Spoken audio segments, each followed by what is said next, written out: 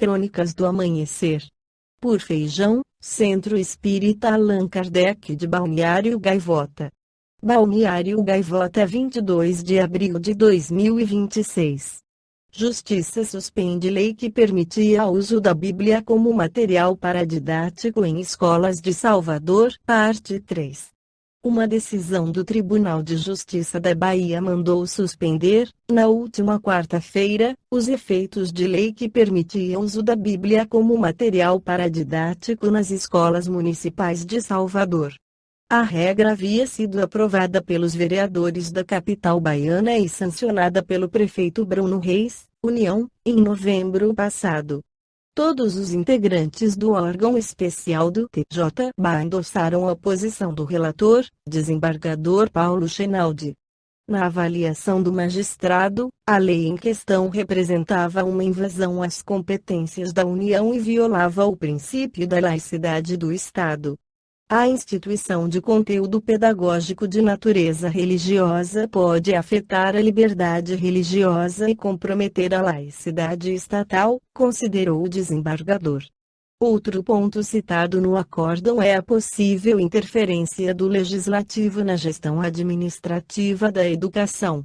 A edição de lei de iniciativa parlamentar que institui a Bíblia como recurso paradidático pode configurar usurpação da competência do Poder Executivo, frisou Chenaldi. O caso foi parar no tribunal em ação movida pelo PSOL. A legislação sancionada por Reis permitia que a leitura da Bíblia fosse usada como recurso paradidático nas escolas públicas municipais e também em instituições privadas da capital baiana. Segundo a lei, histórias bíblicas poderiam auxiliar projetos pedagógicos em disciplinas como história, literatura, filosofia, artes e ensino religioso. Nenhum aluno seria obrigado a participar das atividades, ainda conforme o texto. No entendimento do relator, porém, ainda que a participação fosse facultativa, a atividade poderia ter impacto indireto na rotina escolar. Isso porque o uso de conteúdos religiosos em disciplinas obrigatórias poderia afetar estudantes que optassem por não participar. Por isso, diante da proximidade do início do ano letivo, o TJ-BA entendeu que era necessário suspender imediatamente a norma para evitar efeitos práticos nas escolas. A decisão vale até o julgamento em definitivo do caso. A origem do Antigo Testamento resulta de um longo processo histórico e espiritual, desenvolvido ao longo de muitos séculos.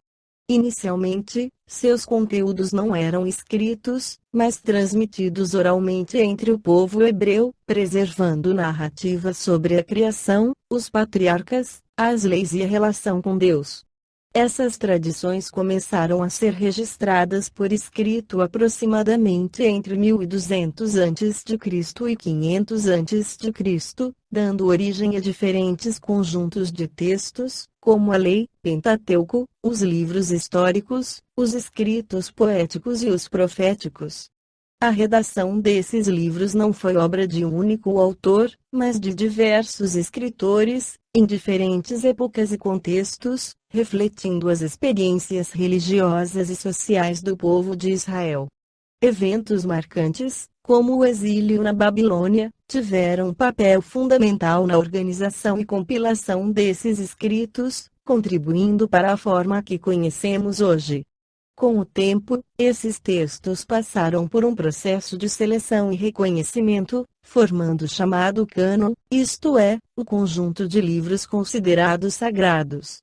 No judaísmo, esse conjunto foi consolidado por volta do século I d.C., enquanto no cristianismo surgiram variações, especialmente devido à adoção da tradução grega conhecida como Septuaginta. Do ponto de vista espiritual, conforme ensinado por Allan Kardec em obras como a Gênese, o Antigo Testamento reflete o estágio de evolução moral e intelectual da humanidade em sua época.